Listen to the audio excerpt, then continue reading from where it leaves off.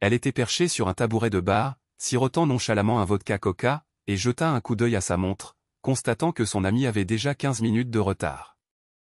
Des doutes commencèrent à surgir quant à la pertinence de toute cette sortie. Le retard ne fit qu'amplifier son anxiété et son sentiment de malaise grandissant. Carrie parcourut le bar du regard, un salon typique situé dans un hôtel sans intérêt. Un petit nombre de clients étaient dispersés, écoutant la musique de piano de fond qui se mêlait à leur conversation discrète. Elle restait seule à l'extrémité du long comptoir, s'efforçant de paraître détachée et discrète. Cependant, les regards de plusieurs clients la troublaient. Ils l'observaient avec le regard prédateur de ceux qui pourraient la considérer comme une proie facile, une femme seule et vulnérable, voire une call girl. Sa tenue, couplée au simple fait qu'elle soit assise seule dans un bar d'hôtel, fournissait ample matière à spéculation. Où était Grace? Elle vérifia à nouveau sa montre. Son ami avait maintenant 20 minutes de retard. Elle prit une autre gorgée de sa boisson. La fraîche chaleur du liquide glissa dans sa gorge.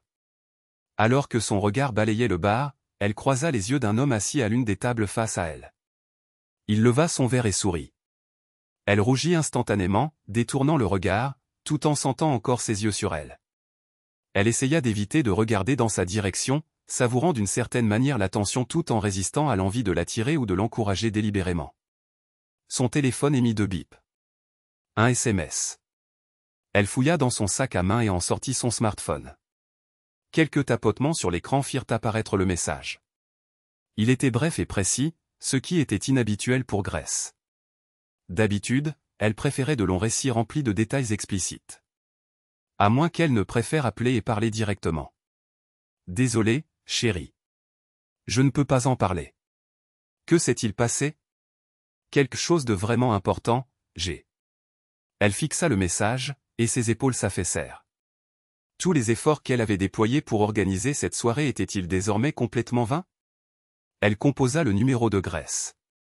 Elle attendit, écoutant la sonnerie dans son oreille, qui continua pendant plusieurs secondes sans réponse avant de s'interrompre brusquement. Elle essaya à nouveau, mais reçut le message standard indiquant que le numéro n'était pas disponible. Elle laissa un message à Grace. Rappelle-moi. Qu'est-ce qui est si important pour que tu aies tout gâché à ce stade? Rappelle-moi. Carrie jeta le téléphone dans son sac à main. Elle fixa sa boisson, ses pensées s'emballant alors qu'elle essayait de déterminer la suite de ses actions. Grace avait toujours été là pour la soutenir chaque fois qu'elle osait s'aventurer hors des limites de son mariage. En fait, c'était Grace qui l'avait poussée dans cette voie. C'était la première fois depuis près de 2 ans qu'elle ne se présentait pas. Qu'est-ce qui pouvait être si crucial? Plus crucial que leur projet pour cette soirée? Une vague de colère et de frustration la submergea. Elle n'avait pas eu d'activité sexuelle depuis une semaine, peut-être plus. Où était ce plus long? Elle s'efforça de s'en souvenir. Il se pouvait que ce soit plus long, car elle ne se souvenait pas très bien de la dernière fois qu'elle avait été intime avec Gary. Mais est-ce que cela importait vraiment? Carrie avait 33 ans et était mariée à Pete, qui avait 2 ans de plus qu'elle, depuis 8 ans. Ils s'étaient rencontrés pour la première fois lors d'un rassemblement de Noël chez un ami commun et s'étaient immédiatement connectés. Ils sont sortis ensemble pendant un peu plus d'1 an avant de réaliser que la relation était sérieuse. 1 an plus tard, ils ont échangé leurs vœux.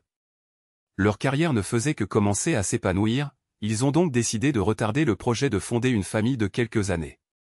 Peut-être que cette décision même avait par inadvertance conduit Carrie à la situation dans laquelle elle se trouvait maintenant. Elle prit une autre gorgée de vodka et remarqua que l'homme continuait de l'observer nonchalamment. Cette fois, elle lui rendit son sourire. Juste un sourire fugace, mais suffisant pour qu'il le remarque. Elle savait comment naviguer dans ce jeu, et elle se demanda combien de temps il faudrait avant qu'il ne l'approche. Lentement, elle passa sa langue sur ses lèvres, pleinement consciente qu'il la regardait, et une pensée perverse s'alluma en elle, faisant battre son cœur légèrement plus vite tandis qu'une sensation de picotement s'éveillait au plus profond d'elle-même. Pour le moment, Grace était oubliée. Alors qu'elle cédait au frisson de poursuivre l'inconnu, elle sirota sa boisson, réfléchissant une fois de plus à la façon dont elle était arrivée à ce point. Son mari, Pete, était absent pour quelques jours pour affaires. Il était consultant en sécurité, fréquemment invité à effectuer des évaluations des risques pour des chantiers spécialisés, tels que des sous-stations et des voies ferrées. Il voyageait beaucoup à travers le Royaume-Uni et effectuait parfois des voyages en Europe. C'étaient ces absences qui offraient à Carrie l'opportunité de s'égarer. Grace avait été plus que ravie de trouver une compagne, surtout après la dissolution de son propre mariage par un divorce. 3 ans plus tôt, Grace avait été découverte dans son propre lit avec 2 hommes lorsque son mari avait dépêché un détective privé pour confronter sa femme infidèle et ses amants. Bien que choquée et surprise, Grace ne montra aucun remords, et lorsqu'il devint évident que son mari la surveillait depuis des semaines, elle reconnut la futilité de tenter de défendre l'indéfendable. Son divorce se déroula sans incident, bien qu'il ait affecté sa capacité à entretenir ses relations sociales. C'est alors que Carrie intervint pour lui offrir son soutien, lui apportant l'aide qu'une amie devrait offrir à une autre. Après le choc initial et les répercussions du divorce, les 2 amis commencèrent à se retrouver de temps en temps pour dîner. Ces sorties se transformèrent rapidement en occasion de profiter des fréquentes absences de Pete, éliminant ainsi le besoin pour Carrie de rentrer tôt, rendant ainsi leurs soirées ensemble plus animées. Elles se comportaient comme des femmes célibataires, et Grace encourageait Carrie à se détendre et à s'adonner à des divertissements légers. Elle se souvenait de comment tout avait commencé. Elles étaient dans un club qu'elles avaient commencé à fréquenter avec une certaine régularité. Lorsqu'une paire d'hommes les approcha, les boissons coulèrent à flot, le flirt fut abondant et la danse impliqua beaucoup de contacts physiques étroits. Carrie remarqua que Grace était vraiment emportée lorsque l'homme avec qui elle était posa ses lèvres contre les siennes. Après cela, tout lui sembla flou jusqu'à ce qu'elle réalise qu'elles étaient dans une chambre d'hôtel, nues, et qu'il était près de 3 heures du matin. Elle se rappela les sensations de l'un des hommes la caressant et, tournant la tête, vit Grace engagée dans une activité sexuelle brutale à côté d'elle. Elle secoua la tête, s'extrayant de sa rêverie. Les pensées qu'elle avait nourries à l'époque étaient confuses, un mélange d'érotisme et de honte, d'excitation et de trahison. Il lui fallut un certain temps pour se remettre de cette première nuit. Presque 3 mois, en fait. Mais ensuite, cela se reproduisit encore et encore. Rapidement, il devint courant pour les 2 femmes de partir à la recherche d'hommes. Au début, les pensées de son mari la hantaient, mais lors de ses sorties nocturnes, une passion pure finit par les éclipser. Désormais, aucune pensée de trahison n'était autorisée à s'immiscer dans son esprit. Elle ne poursuivait que la luxure que des étrangers pouvaient lui procurer. Ce soir devait être une autre soirée pleine d'amusement, mais son ami s'était désisté à la dernière minute. Quelle déception! Elle tenta de se rappeler quand elle avait été intime avec Pete pour la dernière fois. C'était sûrement il y a seulement quelques semaines, mais elle ne s'en souvenait pas très bien. Dernièrement, elle passait tellement de temps avec Grace pendant que Pete était parti en plusieurs voyages qu'elle avait été avec d'autres hommes. Mais avec Pete, quelque chose la troublait au plus profond d'elle-même, quelque chose qu'elle ne parvenait pas tout à fait à articuler. Pourtant, c'était là. Elle termina son verre et posa le verre sur le sous-verre. Au bar, le barman jeta un coup d'œil dans sa direction. Elle acquiesça, et il se tourna pour lui en verser un autre.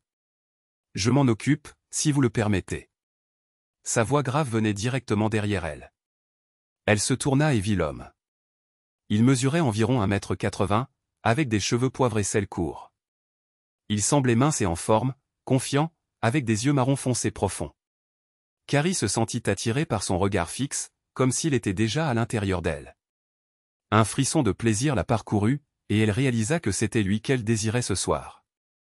L'excitation la submergea, et elle sut qu'il le sentait aussi. « Mettez ça sur mon compte. » Le barman acquiesça et s'éloigna. Il avait été témoin de ce scénario d'innombrables fois auparavant. Une femme mariée solitaire et un séducteur expérimenté se préparant à la séduction. Cela le dégoûtait, cependant. Il pensait que les femmes récoltaient parfois ce qu'elles avaient semé. Celle-ci semblait être une joueuse elle-même, ce qui, à ses yeux, rendait la chose encore pire. Quelque part, à la maison ou ailleurs, il y avait un pauvre type qui pensait probablement qu'elle était sortie avec une amie ou assise à la maison, lui manquant. Oui, cela le rendait malade de voir avec quelle facilité les gens pouvaient se trahir les uns les autres. Il était évident que l'homme faisait son approche, et ses avances étaient bien reçues. Le barman se détourna, polissant un verre tout en observant la scène qui se déroulait. L'heure suivante se déroula selon le rituel habituel de la chasse. Le barman regarda le couple jouer ses rôles respectifs. Le poursuivant flirtait et la titillait, tandis qu'elle flirtait en retour, riant de ses répliques spirituelles. Avec son sourire et quelque chose de plus, ils s'enroulaient lentement l'un autour de l'autre. Carrie avait complètement oublié Grace. Alors que son admirateur la taquinait et la flattait. La chaleur en elle s'intensifiait. Elle avait vraiment besoin de lui. Elle se souvint du dernier type. C'était quand déjà? Ah oui, ce jeune homme du Hilton. Grace les avait présentés à 2 hommes lors d'une virée shopping. Oui, ça avait été une nuit amusante. Elle fut frappée de constater qu'elle se souvenait de ces nuits avec des inconnus plus vivement que de celles avec Pete. C'était étrange. Elle revint au présent lorsque son admirateur posa sa main sur son genou. Il le caressa doucement pendant qu'il bavardait, et elle ne savait pas depuis combien de temps il faisait ça, mais ça lui plaisait malgré tout. Le barman observait l'homme se rapprocher, pas après pas. Il gagnait sa confiance. Le barman le voyait clairement, et il n'y avait qu'une seule issue possible. Ils le savaient tous, d'ailleurs. Après un autre verre de vodka coca, Carrie était suffisamment éméchée pour se détendre complètement en compagnie de son prétendant. Elle glissa de son tabouret de bar et se fondit dans ses bras alors qu'il la serrait fort et déposait un baiser amical mais ferme sur ses lèvres. Le barman observa qu'elle répondait au baiser. Il savait que l'étape suivante serait sa chambre. L'homme fit un signe de la main au barman en posant son verre sur le dessous de verre, laissant un billet sous celui-ci en guise de pourboire. D'un geste rapide, le barman débarrassa les verres usagés et glissa le pourboire dans sa poche, un sourire grimaçant se dessinant sur ses lèvres tandis qu'il observait le couple se diriger vers le hall. L'étreinte amoureuse s'intensifia. Dans l'intimité de l'ascenseur en route vers sa chambre, ses mains la guidèrent, à la fois doucement et fermement, prenant le contrôle du scénario qui se déroulait. La conquête touchait à sa fin, elle était désormais sienne. Carrie halta lorsque ses lèvres rencontrèrent les siennes, allumant un torrent de désir en elle. Riant doucement, ils titubèrent vers sa chambre, toujours enlacés, tâtonnant avec la porte. Les vêtements furent jetés avec une hâte désordonnée lorsqu'ils atteignirent le grand lit.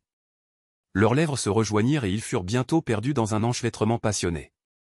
La nuit se déroula avec une intensité fervente, ponctuée de baisers prolongés, de tendres caresses et de la chaleur électrique de corps intimement pressés l'un contre l'autre. Il savait comment la combler, et elle se livra entièrement.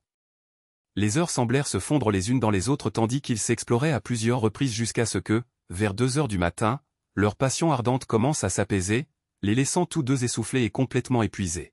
« Dois-je vous appeler un taxi, si vous le souhaitez ? Au cas où vous auriez d'autres obligations, proposa-t-il avec un sourire. Merci, ce serait apprécié. Cependant, j'ai besoin d'une douche d'abord. Allez-y. Je vais passer l'appel. Après sa douche, elle se prélaça dans l'eau chaude, s'immergeant complètement de la tête aux pieds. Ses pensées sondaient timidement la réalité en rafales fragmentées. Elle se demanda où était Grace. Bien qu'elle se soit bien amusée ce soir, tout allait, ostensiblement, bien. Puis, elle réalisa que Pete ne l'avait pas contactée.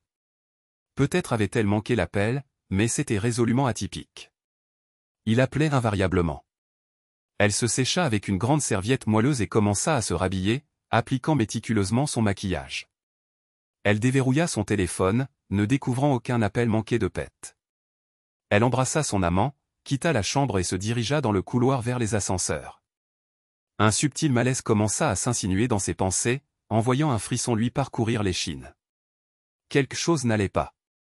Elle appuya sur le bouton d'appel de l'ascenseur et attendit dans le couloir silencieux. Ses pensées devinrent confuses. Son corps était agréablement endolori après une nuit de passion débridée, mais son esprit s'emballait. Elle sursauta au son de la sonnerie annonçant l'arrivée de l'ascenseur. En entrant, elle observa les numéros des étages descendre vers le hall. En traversant le hall, le réceptionniste de nuit lui offrit un sourire entendu, comme s'il connaissait l'identité de Carrie. Carrie sourit intérieurement. Ce n'était pas la première fois qu'on la prenait pour une escorte quittant la chambre d'un client à une heure pareille. Carrie se glissa dans un taxi noir qui l'attendait au bord du trottoir et regarda les lumières de la ville défiler alors qu'il la ramenait chez elle. Astérisque chez moi astérisque, pensa-t-elle. Pete ne reviendrait pas avant 2 jours. Elle avait encore beaucoup de temps pour elle, à moins d'une apparition de Grace. Elle composa un SMS, astérisque j'ai passé une nuit incroyable avec un vrai étalon. Dommage que tu aies raté ça astérisque. Astérisque appelle-moi demain matin, astérisque affalée sur le siège, elle repassait mentalement les frasques de la nuit. Elle avait encore sa carte de visite, si elle désirait une répétition. Le taxi s'arrêta devant sa résidence. Elle était enveloppée dans l'obscurité, à l'exception de la lueur des lumières de sécurité. Elle rémunéra le chauffeur et remonta péniblement le chemin jusqu'à sa porte. Lentement, elle entra, laissa tomber son sac à main sur le sol du salon, se débarrassa de ses talons et se dirigea vers la chambre. Carrie sentit son mal de tête s'intensifier, implacable et insistant. Mal à l'aise, elle ouvrit les yeux et jeta un coup d'œil au réveil de chevet. Le bruit provenait de sa porte d'entrée. « Il est 8 heures du matin », murmura-t-elle, se levant difficilement du lit. Enfilant son peignoir, elle se dirigea vers la source de la perturbation. En s'approchant de la porte, elle discernait une voix. « Carrie, ouvre. »« C'est moi, Grace. »« Ouvre la porte. »« D'accord, j'arrive. » Elle ouvrit la porte et Grace la dépassa d'un bond. « Il est là. » Grace interrogea son amie. « Carrie, Pete est là. »« Non, bien sûr que non. Il n'est pas là. De toute façon, il ne sera pas de retour avant 2 jours. Qu'est-ce qui t'est arrivé hier soir ?» Carrie se tourna pour remplir la cafetière. Grace empoigna Carrie par les épaules, la fit pivoter et la fixa droit dans les yeux. « Carrie, il sait. Pete sait. Il sait tout. Je ne sais pas comment, mais il a découvert, et c'est pour ça que je ne suis pas venu hier soir. »« Quoi ? Qu'est-ce que tu veux dire par il sait ? Il ne peut pas savoir. » « Comment pourrait-il savoir ? » Cette sensation familière revint. Quelque chose n'allait terriblement pas, il sait. Ses pensées tourbillonnaient pendant que Grace continuait à marmonner, mais Carrie n'écoutait pas. Grace la secoua. « Il était chez moi hier soir. »« Quoi ? C'est impossible. » Grace la secoua à nouveau. « Il était là, et il sait. Il a des dates, des noms, des photos. Il m'a même montré des vidéos. Non. C'est impossible. Comment pourrait-il avoir tout ça ? Je ne sais pas, mais il l'a. Il m'en a montré une partie sur son téléphone. Oh mon Dieu. Non. C'est un cauchemar. Il ne peut pas. Il ne peut juste pas. La réalisation commença à poindre chez Carrie alors qu'on frappait à la porte. Grace alla ouvrir et revint avec une expression sombre. C'est pour toi. Elle s'effondra sur une chaise à la table de la cuisine. Carrie leva les yeux et aperçut un homme d'âge mûr debout derrière Grace. Il s'avança. « Êtes-vous Carrie Frank ?» demanda-t-il. « Oui, c'est moi » répondit-elle, la voix tremblante. Il lui tendit une grande enveloppe. « Merci, madame. Vous êtes assignée. » Il se retourna et se dirigea directement vers la porte. Ses doigts déchirèrent l'enveloppe, et son contenu se répandit sur la table. Parmi eux, il y avait plusieurs photographies et quelques disques. Carrie commença à trembler à la vue des preuves de son infidélité. Il y avait aussi une lettre de Pete. Elle fixa son écriture sur l'enveloppe et, lentement, avec des mains tremblantes, l'ouvrit. « Maintenant, tu sais que je sais tout, et je dis bien tout. Il y a quelque temps, j'ai découvert ce que toi et ton ami adultère tramiez. Quand l'un des hommes avec qui vous avez toutes les deux couché s'est vanté de sa nuit avec 2 tricheuses, il a été tellement impressionné qu'il a pris quelques photos avec son téléphone. C'était le début. Toi seul sais depuis combien de temps ça dure. Quoi qu'il en soit, une fois que je l'ai découvert, j'ai cessé de coucher avec toi. L'as-tu même remarqué ? Ne t'inquiète pas, adultère. Maintenant, c'est ton tour de souffrir. D'abord, j'ai vendu la maison, alors tu as peut-être quelques semaines pour te barrer d'ici. Non. Je me fous des tribunaux ou de qui que ce soit d'autre. Tu veux ta part ? Tu aurais dû y penser avant, adultère. Il ne reste plus rien à la banque. J'ai tout retiré. Alors va au diable. Est-ce que ça m'intéresse ? Non. C'est ce que tu voulais. Et c'est ce que tu as eu. J'ai également envoyé par email une sélection de tes photos les plus photogéniques à tous ceux que nous connaissons. Le bouton d'envoi est programmé pour se déclencher à 9 h du matin, non, il ne peut pas être arrêté à 9 h 01 . Tout le monde à ton travail le saura. Tu peux compter là-dessus. Tu t'es amusé à tromper avec ton ami.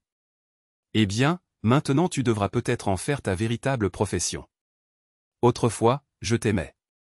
Mais depuis que je l'ai découvert, tu as tué tous les sentiments que j'ai jamais eus pour toi. Pourtant, je survivrai. Je m'en vais, alors bonne chance pour me retrouver. Au moment où tu y parviendras, je suis certain qu'il ne restera plus rien qui vaille la peine de se battre. J'ai pris tout ce dont j'ai besoin. Le reste est à toi. Va au diable, adultère. Grace regarda son amie s'effondrer lentement sur le sol de la cuisine, la vie s'échappant d'elle comme l'air d'un ballon qui se dégonfle. Il m'a quitté, Grace. Il est parti. Grace regarda son amie, et dans son esprit revit son propre moment de réalisation il y a de nombreuses années, lorsqu'elle avait compris ce qu'elle avait perdu.